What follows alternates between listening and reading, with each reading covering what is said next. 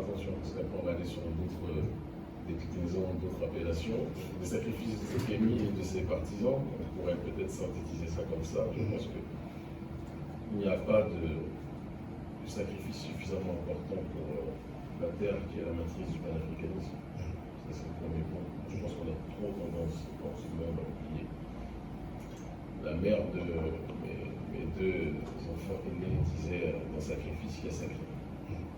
Je pense qu'il est important qu'on puisse se remémorer cette réflexion. La sacralité, c'est ce qui fera que notre peuple puisse retrouver le cadre de la transcendance. Comprendre que ce qui arrive à Haïti aujourd'hui est du domaine du politique, du social, du géopolitique et aussi quelque part spirituel.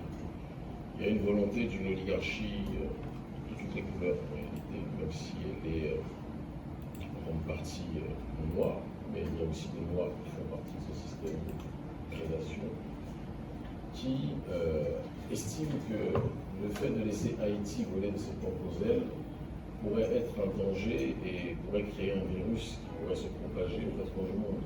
C'est un petit peu ce qui se passe à l'époque de la plantation, quand un esclave rebelle ou une esclave rebelle tentait de tout faire pour briser ses chaînes, mettre le feu à la plantation et partir. Lorsque les esclavagistes trouvaient l'esclave rebelle, ils se débrouillaient pour pouvoir l'humilier, persécuter sur la place publique devant les autres esclaves. De telle sorte que les autres esclaves se disent non. Si on cherche la libération, on aura la même finalité et la même situation que l'esclave rebelle que l'on vient ici. Et donc, ce qui se passe par rapport à Haïti est dû à la bataille des Vertières, est dû à la révolution haïtienne, est dû à l'humiliation que l'élite occidentale caucasienne a eue. Je dis bien l'élite, le but n'est pas d'essentialiser avec tous les blancs, il faut qu'on essaie d'élever le niveau. Il y a des noirs bons, des noirs mauvais, des blancs bons, des blancs mauvais, mais l'oligarchie néolibérale d'aujourd'hui et l'oligarchie impérialiste d'hier, elle est d'une certaine tendance, dirons-nous, et il y avait bien évidemment des traîtres, des gens au sein de nos rangs qui étaient des ennemis de nos peuples aussi. Et donc, je pense que tout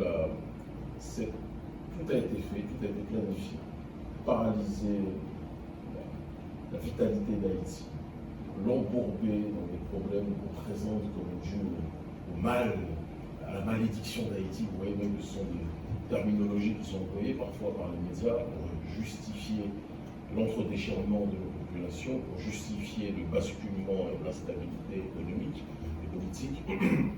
Moi, je pense que c'est savamment orchestré et que ce pays, en réalité, est occupé par des gens qui se présentent comme ses amis, mais qui sont, in fine, ses pires ennemis. Des amis qui vous disent qu'ils sont là pour vous aider, mais ne vous permettent pas de vous priver de l'aide, sont en réalité des gens qui veulent vous voir ad vitam aeternam contrôlés.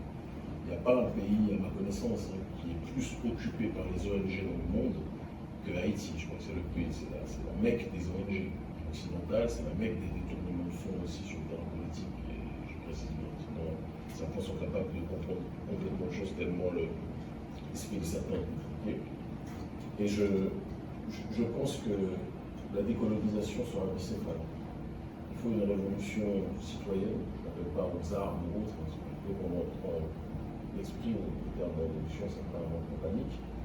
Il faut une révolution des consciences, il faut une unité du prolétariat.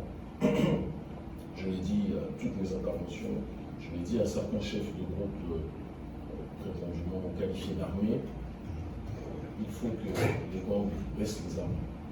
Que les gens comprennent que ceux qui les ont armés ne les rendent pas du bien, même s'ils les inondent parfois d'argent. Et que les ennemis des gangs, en réalité, ne doivent pas être le peuple, mais doivent être ceux qui ont tenté de les instrumentaliser depuis si longtemps.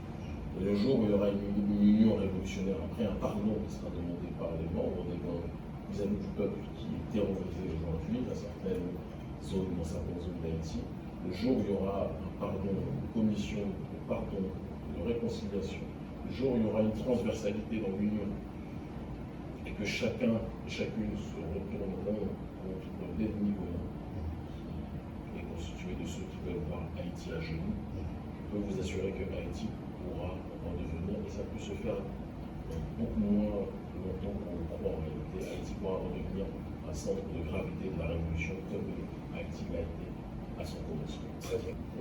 Premièrement, une loi de justice sociale. Il n'y a pas de panafricanisme sans justice sociale. On ne saura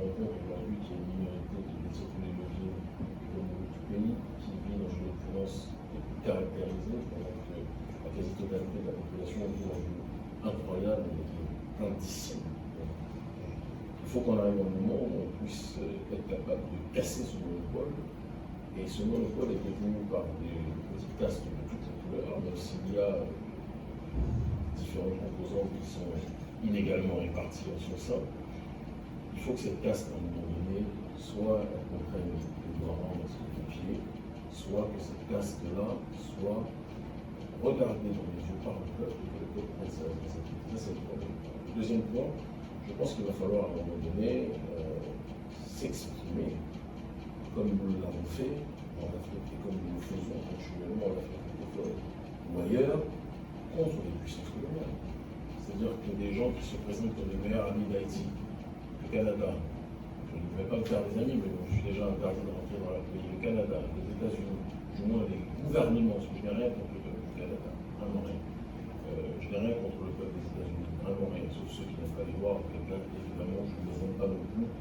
Bon, l'honneur de Dessalines qui disait on ne respecte que ceux qui nous respectent aussi, c'est quelque chose qui est nécessaire.